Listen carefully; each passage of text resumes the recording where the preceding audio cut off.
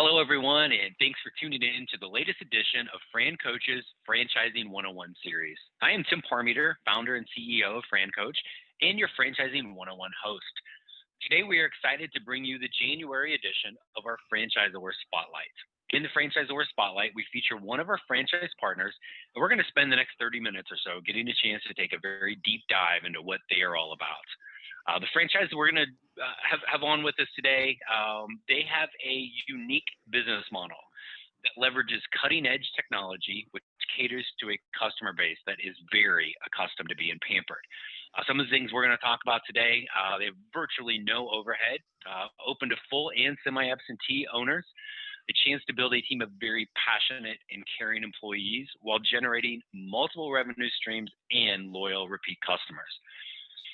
So I know that sounds great, and you're ready to hear the story behind this franchise.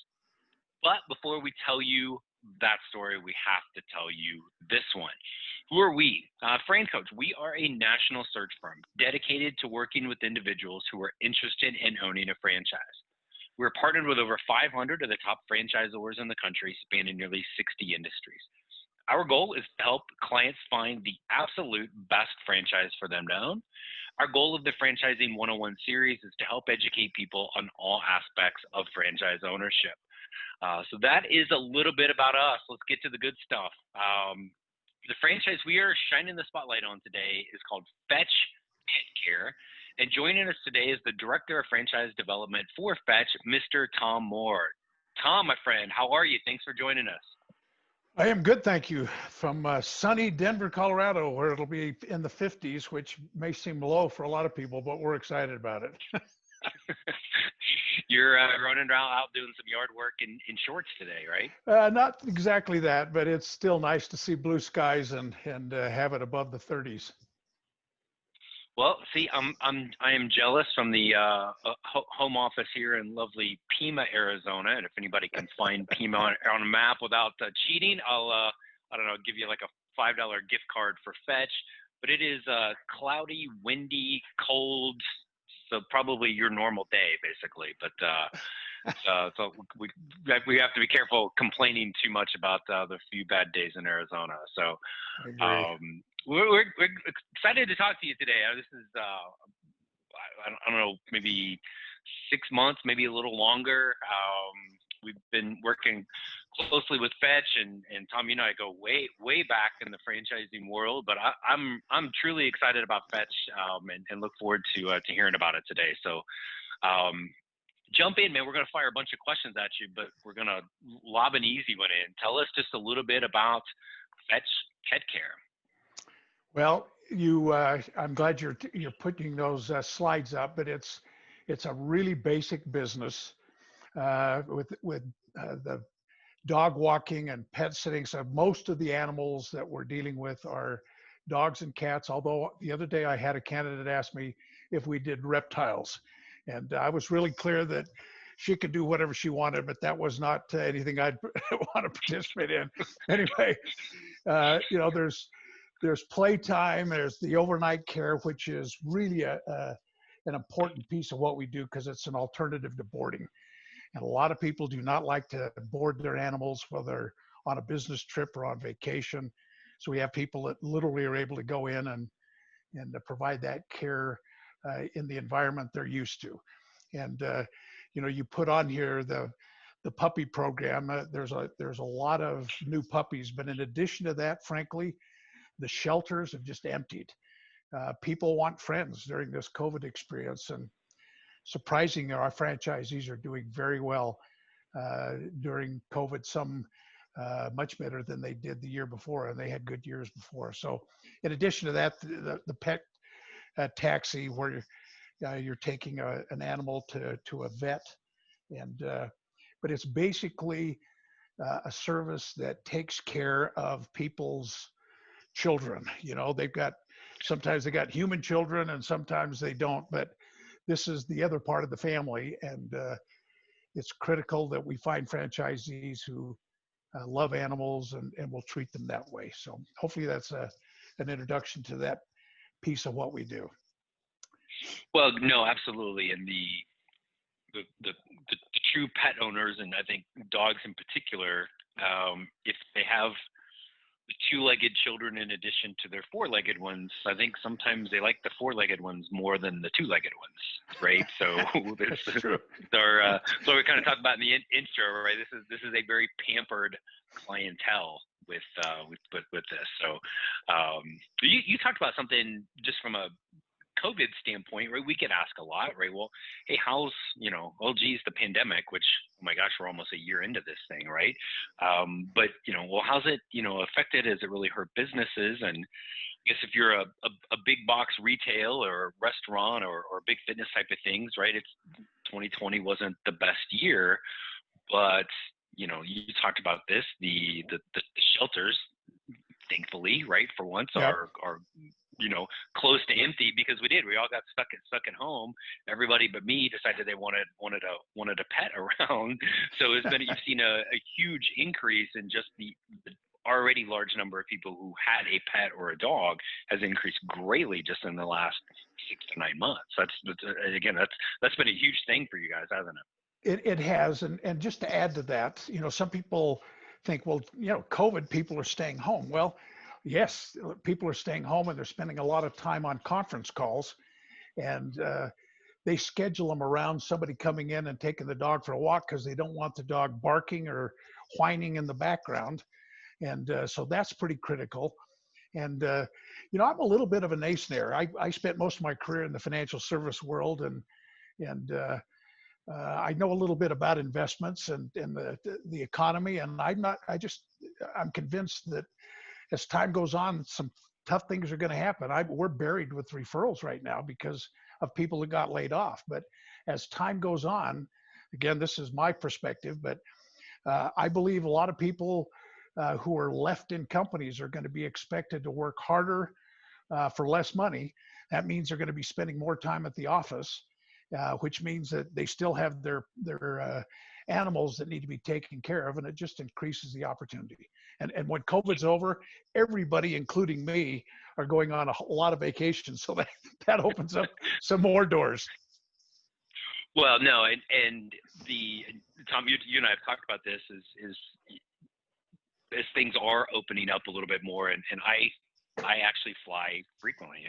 My fiance and I live in other states, so I'm on a plane three, four times a month. And you and I've kind of half joked, half serious. I'm like, if there's owners of Fetch in Phoenix or Tucson, Arizona, or Tampa, Florida, for Fetch, give me your business cards, because the amount of dogs that are on airplanes right now is a little, frankly, a little ridiculous. So sorry if I'm offending any dog owner that's bringing their dogs on the plane, but please stop. Please use Fetch for this. We can help. Yes, right. So either that, or I'm going to become your next franchise owner in one of those cities, right? With this, so there's again, kind of high level what you guys do, and there's just a ton of kind of competitive advantages, things you guys have going. So I'm gonna leave this really broad for you and let you just kind of walk us through a little bit of some of the things that people can learn about Fetch, and kind of some of the things within the business model that are really going to help an owner succeed. Great. Well, and I want to go through those bullet points you have up, but something to just kind of have as top of mind is that in a lot of ways, this is like Uber for pet care. And one of the benefits is there's redundancy, which means, I'll give you an example. I have a son who lives 10 minutes from me. They have this little dog that probably weighs 3 pounds, and her name's Marley. And when they go on a trip, 50% of the time when they're going out of town, I'll get a call either as they're leaving town in the car or they're going to the airport and say, so-and-so can't take care of Marley. Can you take care of her for, 3 days or 2 weeks? Well, what happens if we're not around? So, this is a great opportunity for people to have that care. And it's an important part of people being able to function in today's world. When you consider that literally 2/3 of households in America have at least one animal, it's a big market. And the market share of any group is so minuscule compared to what can happen out there. Fetch has been around for 18 years, but the truth is it was purchased in March of last year by a really moxie guy who understands franchising. Prior to that, it was owned by a private equity fund. And I know something about those private equity funds, and frankly, they don't care about anything but the bottom line, not necessarily people or franchisees. So they let a lot of people in who really shouldn't come in and control a territory. So when you look at this, the 85 million households have it, and it's something that is made very simple in many respects from the administration standpoint. I've run some companies, and I've never seen anything that is easier to get into, frankly, and also easier to manage. So two things that you point out here. One is there's a concierge service. It's a call center. And it's staffed with people who really understand the business 365 days a year from 8 to 8. So any marketing material that anybody has, they'll have a local phone number. And so any printed materials, website, business cards, any of that has a phone number, and that phone number is answered. So if it's, if it was me owning it, they would answer the call. This is Fetch Pet Care of Parker, Colorado. How can I help you? Well, they tell the customer tells them what their needs are. They set them up with an account. If they're already an account holder, then no problem. They just schedule. But it's a lot of customer service, a lot of scheduling, a lot of back office pieces. So it's important that there's that human connection. But the next piece of it is, once that information is obtained by the concierge service, they input it into a phone app. And it's a cool phone app. It has everything from GPS functionality. So if I'm a pet owner and I have engaged my franchise to walk a dog, I can see in real time where my dog is going for a walk. So I can monitor that. I can pay through the app. We've got a merchant account that's all set up. So it's a great way for a franchisee to monitor what's going on with their business. It's a great way for the pet owner to be able to monitor what's going on with their animal. And it's a great way for the employee to be able to take care of scheduling and just making sure that everything is happening. So the franchisee has to make sure that if Betty Sue, who is one of your employees, for whatever reason can't walk a dog that day because they got hit by a bus, you've got emergency people who can step right up immediately and take care of that responsibility.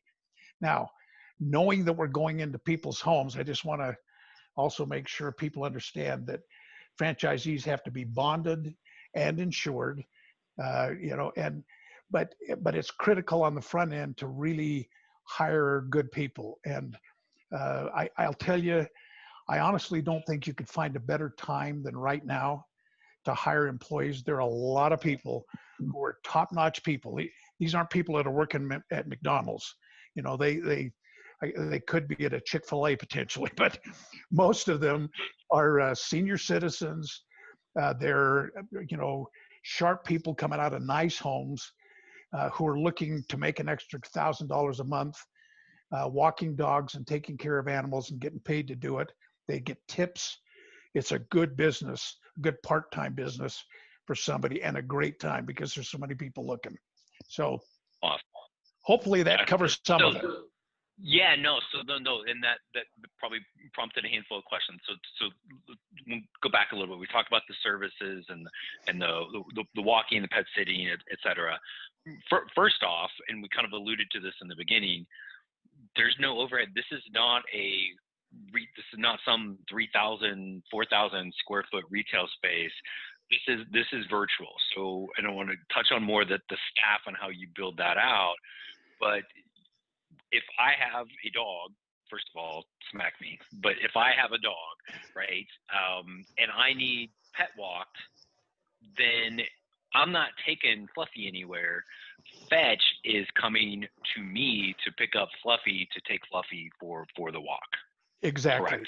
Right. And, Right. and just to be clear, the office is out of the franchisee's home. So, but the employees are going into the homes of the pet owners. That's why we have to be bonded and insured. Gotcha. Cool. So you've got, and I think the best explanation I ever got for this when we first started working with Fetch was Uber, right? We all know how to, go on the app. I need to ride to the airport. Come get me. I can see the little car on the Uber app coming to get me. I see who the driver is. Right. Then when we're in the car, we've got the map. We've got everything is done on our phones, which we would all shrivel up and die without, right? So, you've got that. So then talk a little bit, and you mentioned the call center. So if somebody does call in, but once they're already a customer, is this a fair statement that if I've already used Fetch and Fetch has come to walk Fluffy, and I need somebody to walk Fluffy again, I could call into the call center, but I'm probably just going to go right on my phone and do and schedule everything that way. Is that accurate? That is accurate. That's an important part of it. And again, there's a lot of emergency stuff now during COVID. I mean, the boss is going to call in 2 hours, and you just found out about it this morning. And again, you got to get somebody to come and take your animal. So you're managing those employees, and just to give a little clarity on the employee piece of it. We have franchisees that in 2020 did over $1 million in revenue, and they had probably 20 to 22 total employees. Somebody that ramps up, they're going to have somewhere between 6 and 8 to get to a really reasonable place where they can make some good money on it. But so it's not like there's thousands of employees. It's a small group. They work out of their house. You background check them, and so you're pretty clear on who you're hiring. Right. And they are employees, they're contractors. How does that work? They are W-2s because we want to be able to control their schedules. So they tell us, I want to work 20 hours a week, or I want to work 15 hours a week, or I want to work 30. None of them are full time. But if we know what those are, we need to have the flexibility to schedule them. It doesn't mean it's perfect, but it's a big piece of what happens. So somebody needs to agree to 15 hours plus potentially an additional 5 hours of emergency backup if that were needed. And you've got certain employees that can step into that role as the Uber driver. Gotcha. So if I'm a Fetch employee and I say, hey, I can work 15 hours a week, these are the hours. Mm-hmm. Am I for sure being paid for those 15 hours, or is it those are the hours I'm basically on call for when somebody needs one of those services? They really only work, they're only paid when they work, but you'll get people who schedule Monday, Wednesday, Friday, or Monday through Friday to come in at a certain time to walk the dog. They may be at an office or they may be at the home office, but they need to be able to schedule somebody. So you've got employees who have very consistent appointments and go in and take care of the animal. And again, the owner knows that it's taking place because they're tracking them on the app if they want to. But it's pretty consistent income. So it takes a little bit of time to get them there, but frankly, not a lot of time. These people can keep as busy as we allow them to be. And then how I'm guessing you have a lot of just kind of one-time or infrequent customers, but maybe kind of speak to the percentage or what it looks like people just, schedule, hey, every day at 9 o'clock, somebody's coming to take Fluffy for a walk. That's about 70% of the consistency. The other 30% are last minute things that, we try to network, for instance, with realtors. And you say, well, what does a realtor got? Well, a realtor has homes that are for sale and nobody's at home and they've got a showing. They got 2 showings in a day. So they need somebody to go over there to the house, take the dog for a walk, when that happens. So those are kind of emergency types of things as well. But we encourage the consistency, frankly, because it really develops a relationship between your employee and the animal. And this is a business. If I were to characterize it, I'd tell you we're a marketing and sales company. We're a word of mouth networking. We provide all of that. And it's the way you really ramp things up quickly. So. All right, gotcha. Okay. Good. So then we talk about a little bit about the employees and the app and some of the back office stuff.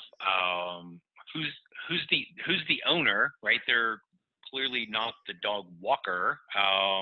What's kind of who you're looking for, and what's that kind of day in the life look like? Yeah, that's a great question, and as your slide suggests, you need somebody that loves animals, and frankly, man, there's a lot of people who love animals and hate corporate America. And they've got manager experience, they're team builders.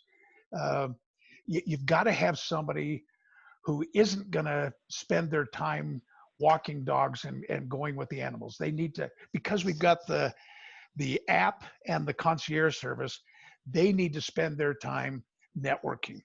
Get out and meet pet groomers, veterinarians, networking groups. I mentioned realtors, friends, church, school. I mean, there's a gazillion ways that you can become known. And once you get a base of customers, the word of mouth just continues to build it. And that's a critical part of it. So it's somebody who loves to build teams. Oh, it's not a large team, but they got to be doers. People who put effort into this. We literally have people making 250 netting after all expenses and royalties, 250 to 300,000 plus. I didn't believe that when I first heard it, frankly, but I've since done my own due diligence, and it's the real deal.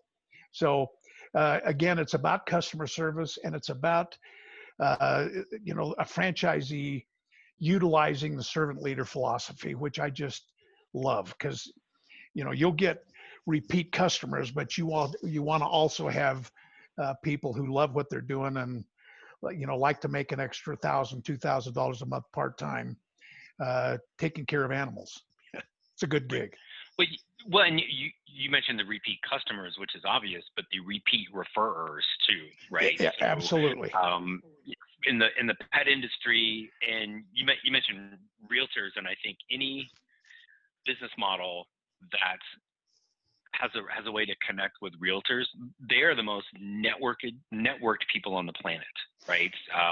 You need this for your house? Oh, I got a guy. You need this for your house? I got a girl, right? Like, they have somebody for, if there was still such a thing as a Rolodex, right? Theirs would be full with all of those, right? And so whether it's them, it's somebody else in their real estate office, it's their clients, right? All of these things, I think you've got that. And so really that person that as an owner that loves the animals, but you kind of have to love the people too, to get out and talk and just constantly talk with them. And you're from a staff perspective, can use the fast food analogy. I mean, this isn't just somebody, mindlessly taking a $10, I don't know, like about a touch I just saw the other day how long the minimum wage has been the minimum wage. I'm like, oh my gosh, right? And like, they're not making $8-9 an hour flipping a burger. They genuinely enjoy the pets and get that kind of four-legged fun time with with somebody else's furry little friend, and be able to get outside sometimes, get a little fresh air and exercise, which in the last 9-10 months sometimes has been a little precious. So you've got a very passionate group of people that are around you as an owner. So I think that's true. That makes a big difference as well. And you think of any other concept that you're trying to sell people, this is the easiest sale on the face of the earth. And so there's a lot of positive feedback that's coming to the franchisee. And as you know, success breeds success.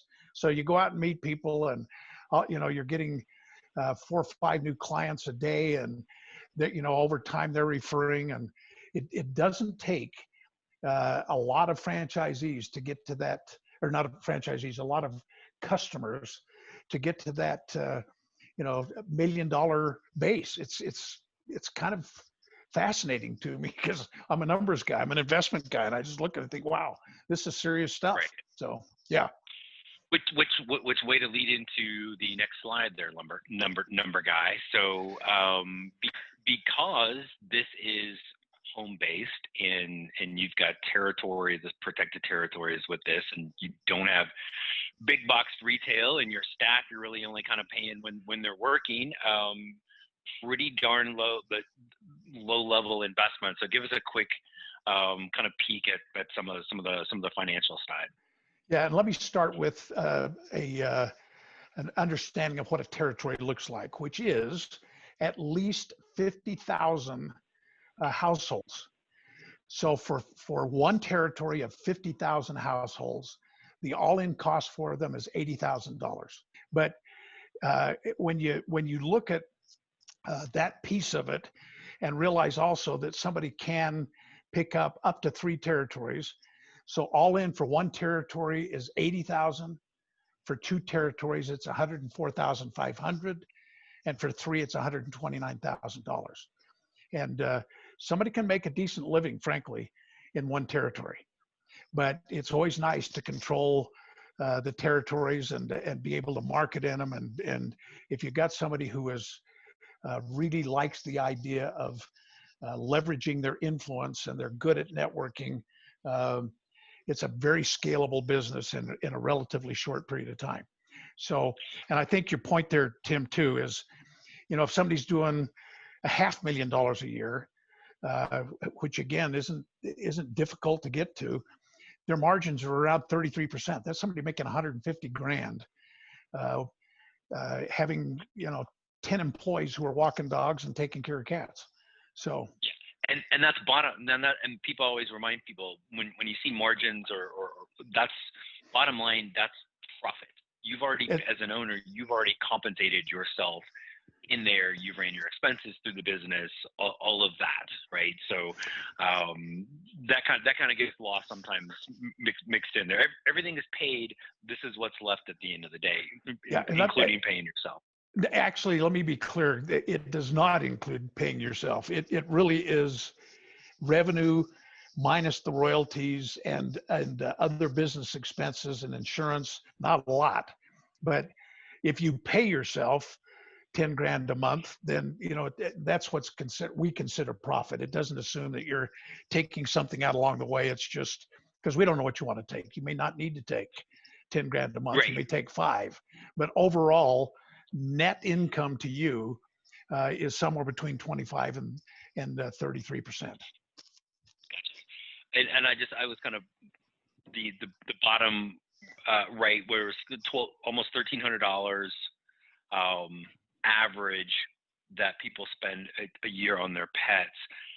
I don't spend that much money a year on lunch, but I mean, of course, I don't ever leave the house, so peanut butter and jelly is only so expensive, right? But I think it's mind-boggling for the third of the world that doesn't have a dog, how much money is spent on them, right? And again, you've got with territories that big, you need a really small percentage of the population and the amount of money that they're going to be spending, right? Yeah, so exactly. It's a huge number. So awesome. This is fantastic, Tom. I want to kind of last little thing I want to kind of flip to you is there's a bunch of stuff, and so thank you again for all the time. But anything else that maybe we have not talked about that you would want us to know about Fetch Pet Care? 2 things actually, and this is kind of I got to look through my notes and see if there's more than 3 things, 2 things, but at least 2 that come to mind. Is that we're looking at a pretty simple business to get ramped up. So there's an investigation process we go through, and one of the things that I mentioned to you yesterday that's a very new thing that is just fantastic is that once I have an introductory call with somebody, I typically will send them a link to our disclosure document.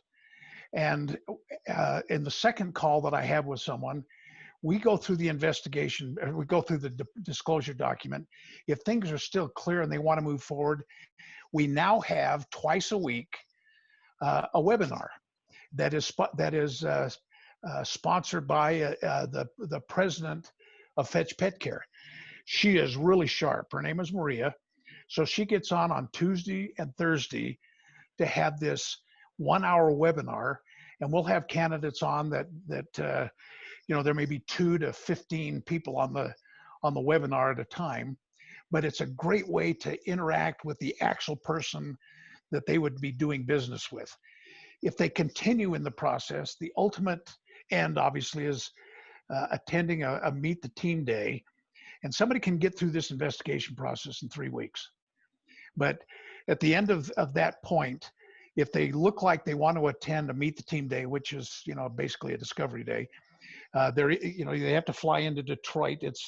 There's a place right outside of there that is where they have those meet the team days. But a little bit before that as well, they're going to have a one-on-one call with the CEO.